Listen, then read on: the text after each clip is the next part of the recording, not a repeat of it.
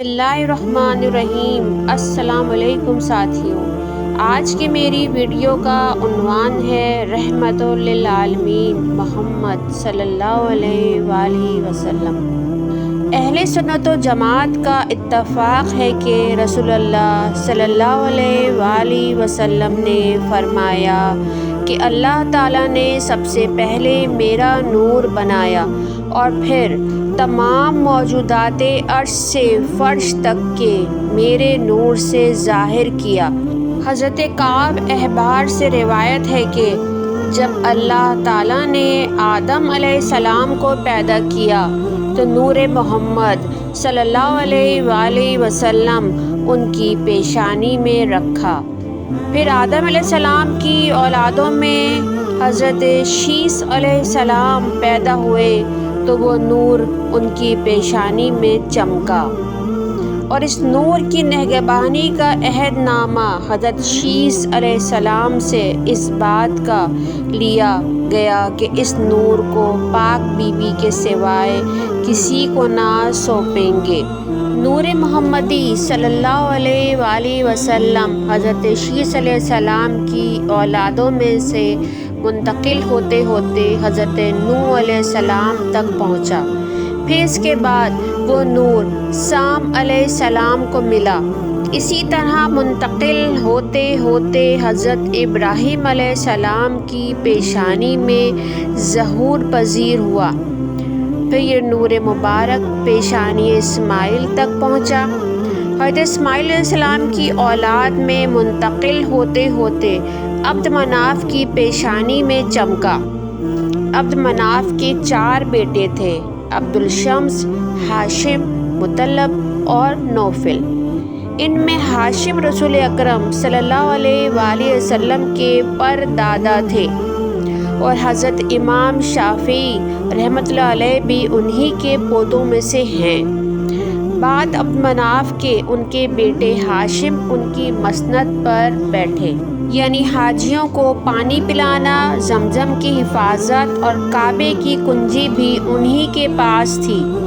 ہاشم کی سخاوت، دریا دلی اور پارسائی پورے عالم میں بے نظیر تھی۔ پھر ان کے بعد ان کے بیٹے عبد المطلب کو مکہ کی ریاست کی مسند ملی۔ نیکی، شرافت، پاک دامنی ان کا شیوا تھا۔ نور محمد صلی اللہ علیہ وآلہ وسلم نے ان کی پیشانی کو روشن کر رکھا تھا۔ ایک دن عبد المطلب نے خواب میں دیکھا کہ کوئی کہہ رہا ہے کہ فلانے مقام پر کھودو، وہاں آب زمزم نکلے گا۔ عبد المطلب نے نظر کی کہ اگر میرا خواب سچا ہوا تو میں اپنے 10 بیٹوں میں سے ایک بیٹے کو قربان کروں گا۔ جب اس جگہ کہ جس کا خواب آیا تھا کھودا گیا تو چاہے زمزم پھوٹ پڑا۔ اب باری تھی نظر پوری کرنے کی۔ عبد المطلب نے اپنے 10 بیٹوں کے ناموں کی قرعہ اندازی کی تو قرعہ عبد المطلب کے سب سے چھوٹے بیٹے عبداللہ کے نام کا نکلا، جو بیٹوں میں سب سے حسین، فرمانبردار، نیک اور پاک باز تھے۔ اس کے علاوہ نور محمدی صلی اللہ علیہ وآلہ وسلم نے ان کی پیشانی کو روشن کر رکھا تھا۔ یہ بات عبد المطلب کے لیے نہایت دشوار تھی، کیونکہ انہیں اپنے اس بیٹے سے بے حد محبت تھی، اور نور محمدی صلی اللہ علیہ وآلہ وسلم کے سبب عرب کا ہر شخص بھی ان کو عزیز رکھتا تھا۔ آخر صلاح مشورے کے بعد یہ طے پایا کہ عرب کی ایک کاہنہ جس کا نام شجاع تھا سے مشورہ لیا جائے۔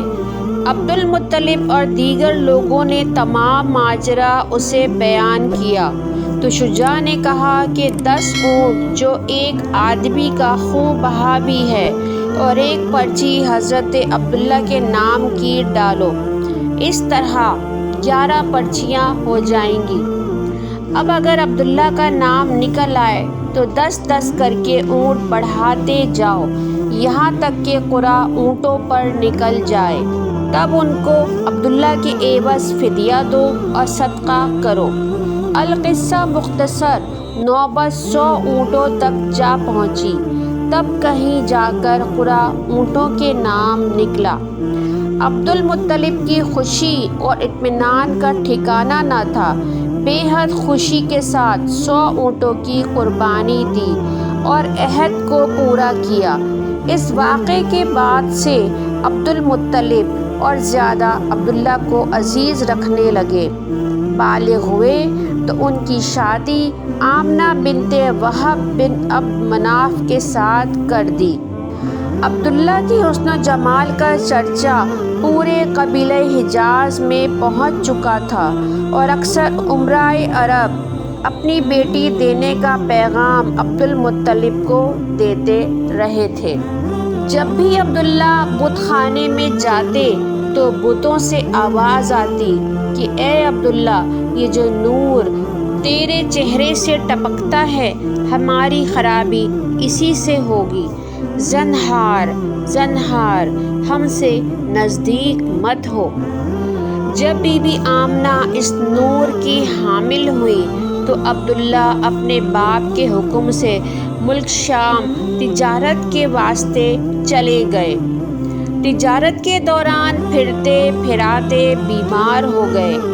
बीमार होकर मदीना में अपने रिश्तेदारों के यहाँ क़याम किया। कुछ अरसा बीमार रहकर वफ़ात पाई। अल्लाह ताला को मतलूब था कि इनका महबूब यतीमी के आलम में इस दुनिया में आए कि कोई इनकी कीमत ना जान सके। मैं अपनी वीडियो इस शेर पर ख़त्म करती हूँ। हो मुहिब जिसका खालिक़े आलम, फिर यतीमी का उसको क्या है गम। अल्लाह हाफ़िज़।